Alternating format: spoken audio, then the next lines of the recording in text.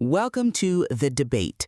Have you ever walked into a massive supermarket intending to buy a single carton of milk and walked out an hour later with $100 worth of groceries you didn't even know you needed? Oh, all the time. It's honestly terrifying. Right. And that was an accident. That was architecture. Today we are diving into a really fascinating area of socioeconomic research, specifically looking at a phenomenon deeply analyzed in Central European consumer studies. Yeah, the literature often refers to it as kisboltok kontra bevásárlók középoltok, which roughly translates to the contrast between traditional corner shops and modern shopping centers or supermarkets. Exactly. So, the central question we are unpacking today is this. Does the modern supermarket represent a triumph of logistical convenience and cost efficiency? Or, is it a manipulative environment that breeds alienation and excessive consumption compared to the traditional corner shop? And I think we know where we both stand on this. We do. I will be arguing that the supermarket is a highly efficient, beneficial model for modern life. With a bit of personal discipline, it serves the consumer perfectly, democratizing access to affordable food and household goods. And I come at it from a completely different way. I will argue that small corner shops offer a vital human connection that is essential for a healthy society. Supermarkets, on the other hand, are fundamentally designed as behavioral mazes to manipulate shoppers into buying useless things. We'll see about that. Oh, we will. Because by stripping away our social fabric in the name of efficiency, I really believe they represent a profoundly inferior social model. Okay. Well, let me start by laying out the case for the supermarket, because I think it is way too often dismissed by critics as merely a sterile, soulless warehouse. Which it is. It isn't. In reality, it is a marvel of modern logistics that perfectly suits the realities of the busy, modern lifestyle. If we look at the historical shift, dual-income households simply do not have the time to go to the butcher, the baker, and the greengrocer every single day. Right. But let me just finish this point. The supermarket responds to this reality by offering an unmatched, wide selection of goods and services under one roof. We are talking about the ability to embark on a big, highly efficient weekly shopping spree. The famous weekly spree. Yes, often executed on a Thursday night or a Friday afternoon right before the weekend.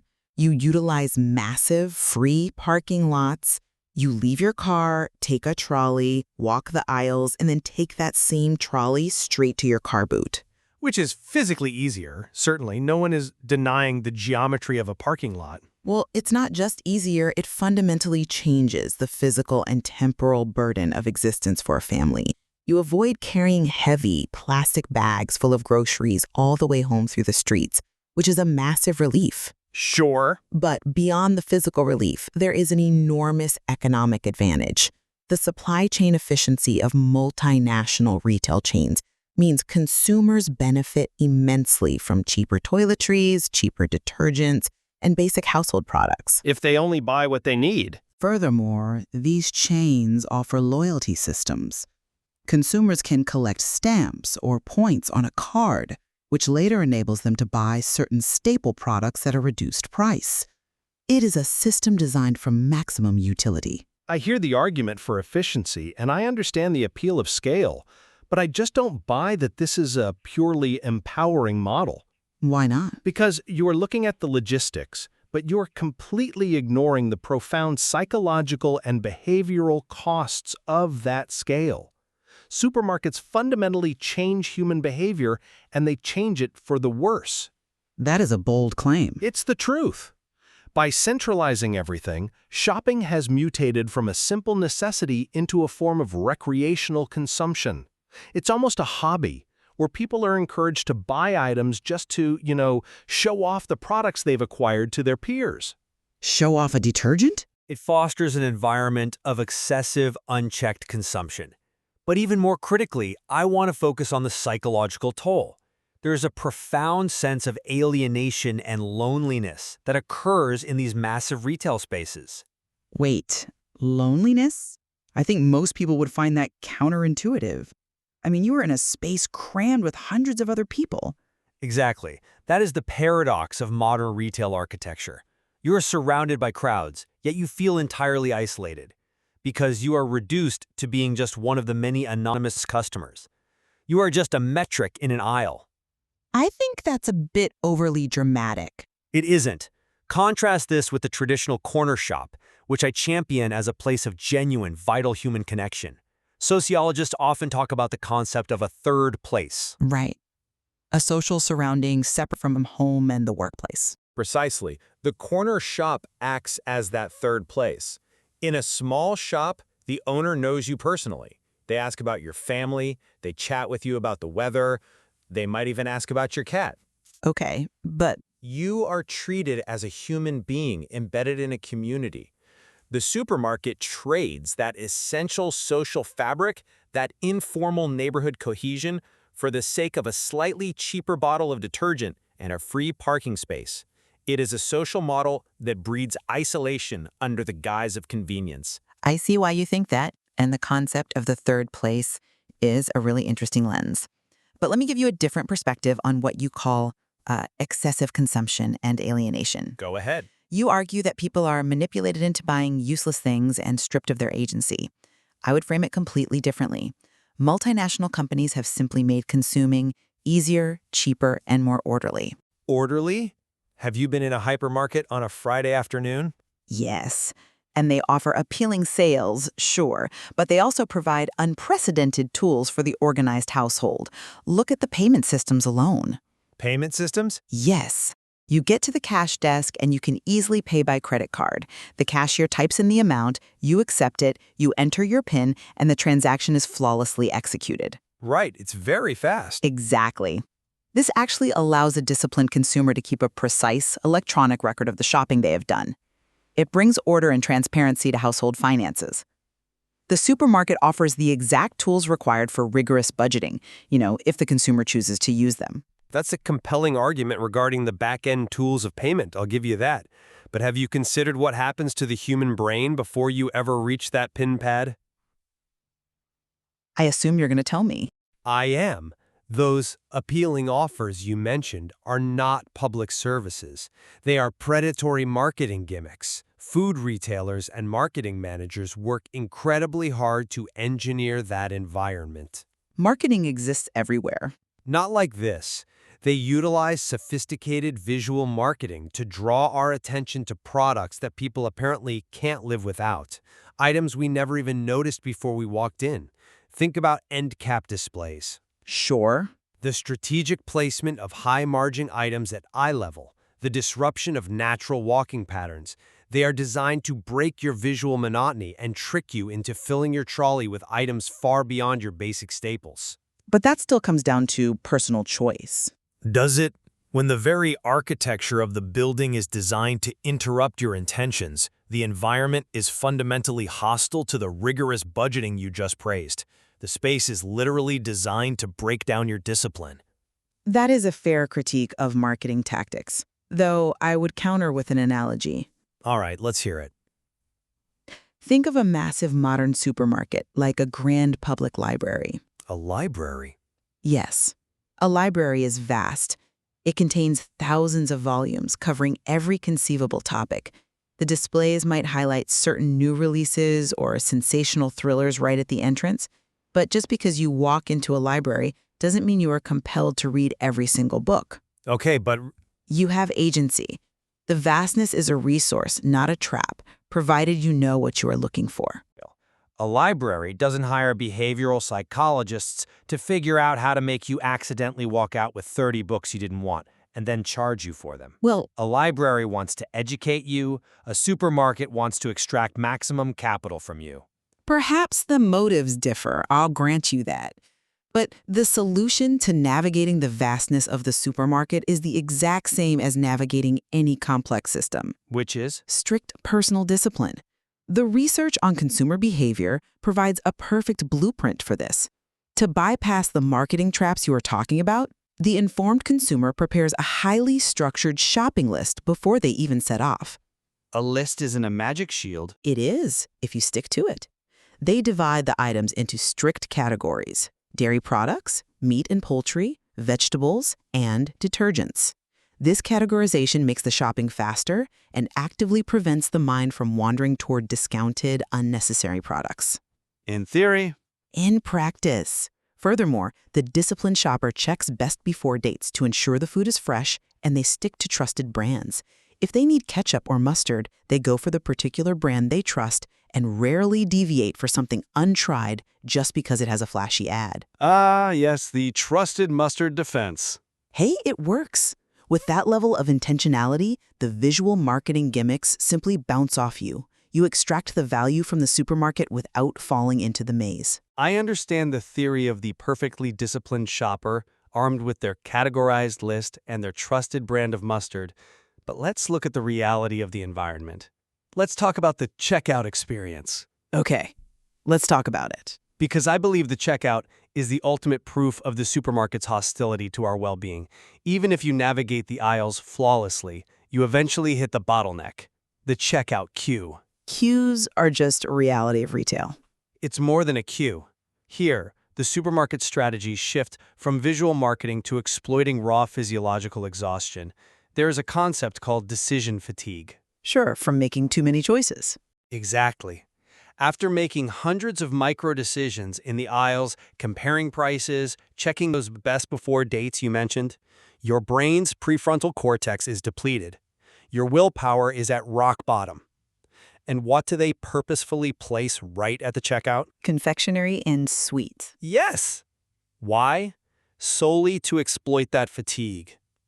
They know bored children will badger their exhausted parents for sweets while they are waiting in long, slow-moving queues.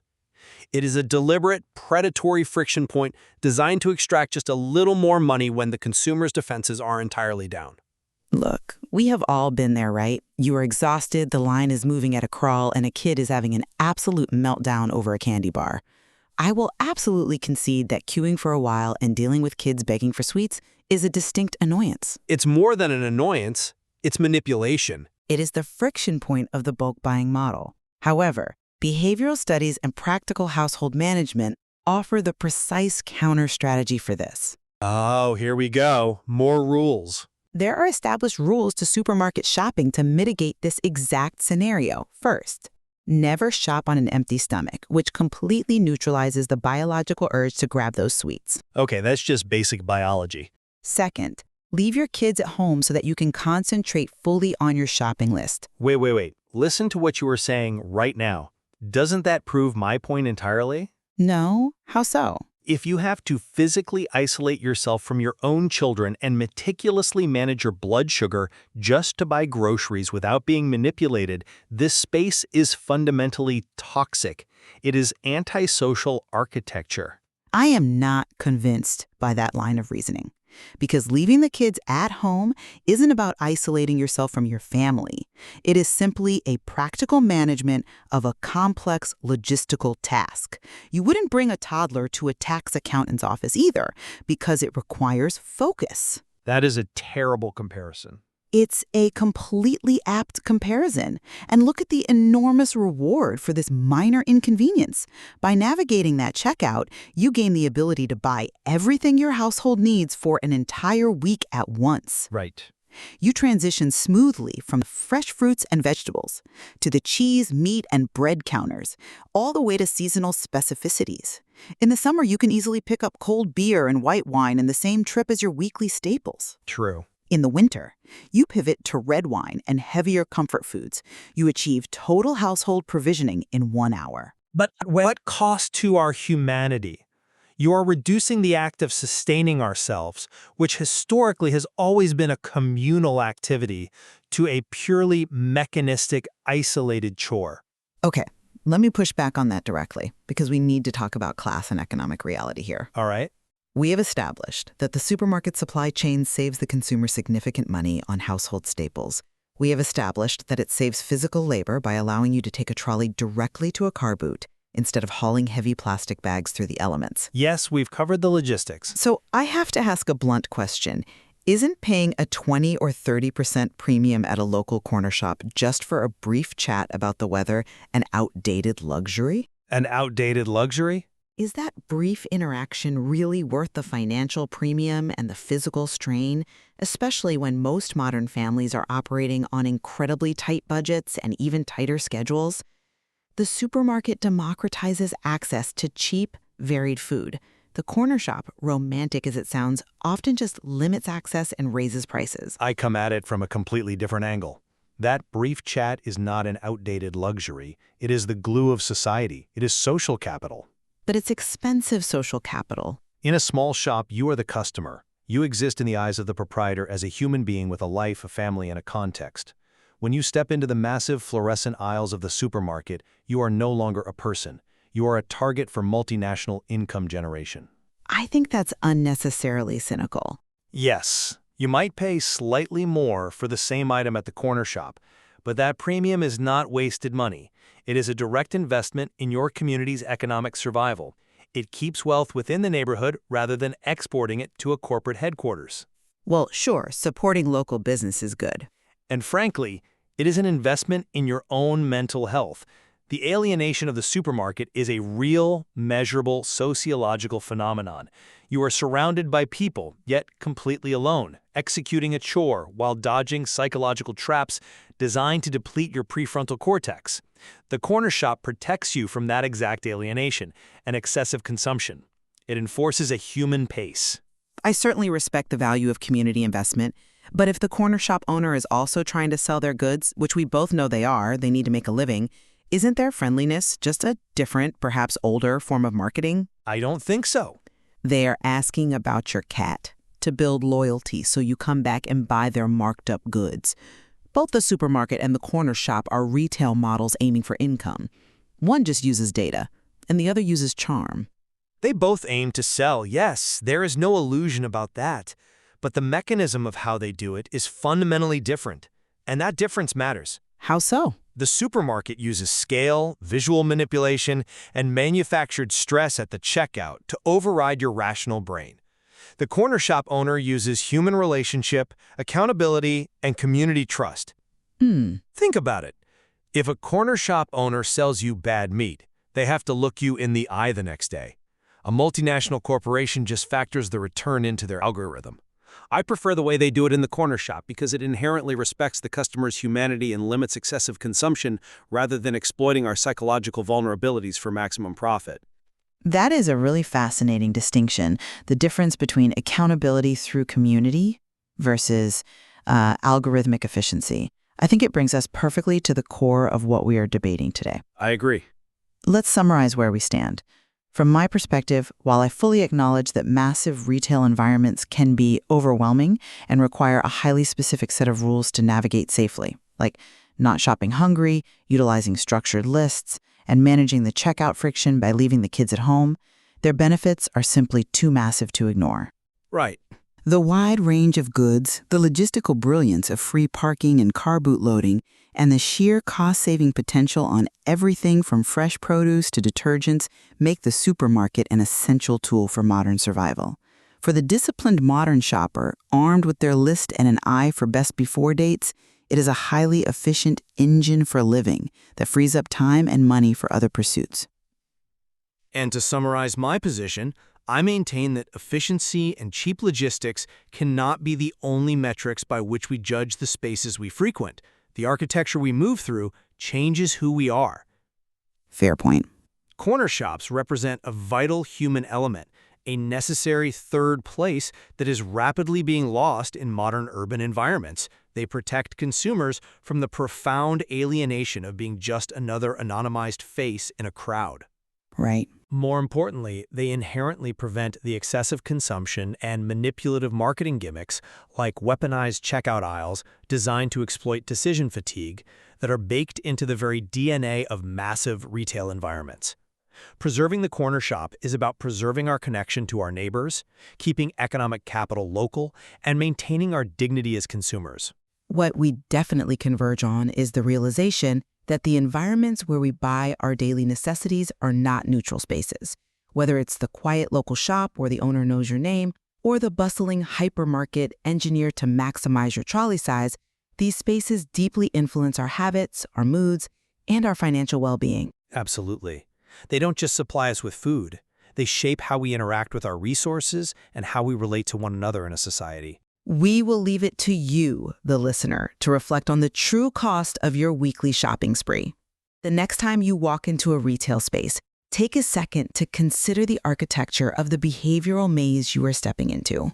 Are you making a clean, logical transaction, or are you navigating a deeply psychological landscape? Thank you for listening. There is always more to explore, and we hope you'll join us next time.